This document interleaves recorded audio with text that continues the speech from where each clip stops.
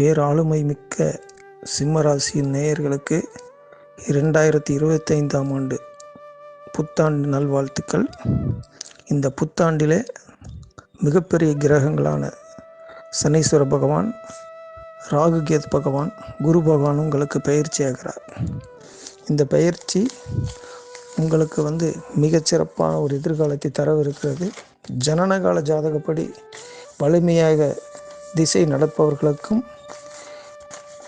இது மிகவும் ஒரு கூடுதலான பலத்தை தரும். சனீஸ்வர பகவான் மார்ச் மாதம் 29ஆம் தேதி, அதாவது பங்குனி மாதம் 15ஆம் தேதி கும்பராசியிலிருந்து மீனராசிக்கு பெயர்ச்சி ஆகிறார். இதுவரை 7ஆம் இடத்தில் இருந்த சனீஸ்வர பகவான் 8ஆம் இடத்திற்கு பெயர்ச்சி ஆகிறார். 8ஆம் இடம் என்பதற்காக பயம் கொள்ள தேவையில்லை. அவருடைய அருட்பாவை உங்களுக்கு தனம் குடும்ப வாக்குஸ்தானத்தில் தன்னுடைய நட்பு வீடான கன்னியா ராசியில் பதிகிறது. அவருடைய 3ஆம் பார்வை உங்களுடைய 10ஆம் வீடான ரிஷபத்தில் பதிகிறது. அவருடைய 10ஆம் பார்வை உங்களுடைய பூர்வ புண்ணிய ஸ்தானமான தனுசு ராசியிலையும் விழுகிறது. இந்த அற்புதமான பெயர்ச்சி உங்களுக்கு மிக நல்ல பலன்களை தரப்போகிறது. இந்த நல்ல பலன்கள் எப்படி என்று பார்க்கும் பொழுது, உங்களுடைய இதுவரைக்கும் உங்களுக்கு 10ஆம் இடத்தில் நின்றிருந்த குரு பகவான், ரிஷபராசியில் நின்றிருந்த குரு பகவான் இப்போது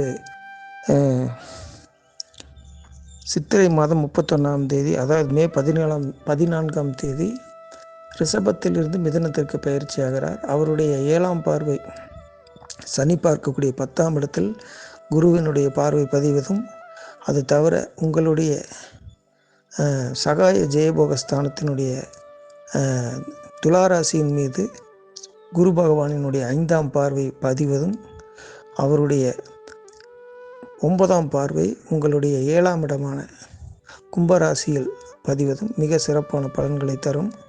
சனி பயிற்சி, சனி அஷ்டமத்தில் இருந்தாலும் கூட அவருடைய வீடு சிம்மராசியினுடைய நட்பு கிரகமான குரு பகவானின் வீட்டில் இருப்பதால் எந்தவித பாதிப்பும் ஏற்படாது. ஜனனகால ஜாதகம் வலுவாக திசாபுத்தி நடந்து கொண்டிருப்பவர்களுக்கு மிக அற்புதமான பலனை, கூடுதலான பலனை தருவார்கள்.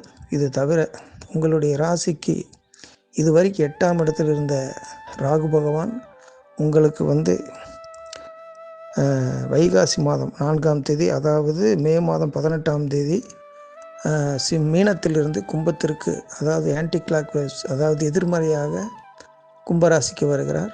இதுவரையில் தனம் குடும்ப வாக்குஸ்தானத்தில் இருந்து உங்களுக்கு பல சிரமங்களை கொடுத்த கேது பகவான் இப்பொழுது உங்களுடைய ராசியில் அமர்கிறார். அந்த ராசியில் அவருக்கு எந்த விதமான பலமும் இல்லாத காரணத்தினால் அவரால் எந்த விதமான சங்கடங்களும் நேராது. அது தவிர 7ஆம் பார்வை 7ஆம் இடத்தில் இருக்கக்கூடிய ராகுவிற்கு குரு பகவானினுடைய 9ஆம் பார்வை பதிவதால் ராகுவும் உங்களுக்கு நல்ல பலன்களை தருவார். உங்களுக்கு 11ஆம் இடத்தில் குரு பகவான் அமர்வது மகிழ்ச்சி, லாபம், வெற்றி, ஜெயம் போன்ற எல்லா விதமான நன்மைகளும் உங்களை தேடி வரும். அது தவிர அவருடைய 5ஆம் பார்வையாக உங்களுடைய சகாய ஜெயபோகஸ்தான இளைய சகோதரம் ஸ்தானத்தில் உங்களுடைய முயற்சி, அரசியல் போன்ற பணிகளுக்கெல்லாம் குரு பகவானுடைய அற்புதமான பார்வை உங்களுக்கு 3ஆம் இடத்தில் உங்களுடைய ராசிக்கு சிம்மம், கன்னி, துலாம் என்கின்ற 3வது இடத்தில் பதிவதால் மிக அற்புதமான பலன்களை தருவார்கள். அது தவிர உங்களுக்கு பூர்வ புண்ணிய புத்திர ஸ்தானத்திற்கு குரு பகவானின் 7ஆம் பார்வை பதிவதால் தனுசு ராசிக்கு, மிதுனத்திலிருந்து தனுசு ராசியை பார்ப்பதால் மிக நல்ல பலன்களை தருவார்.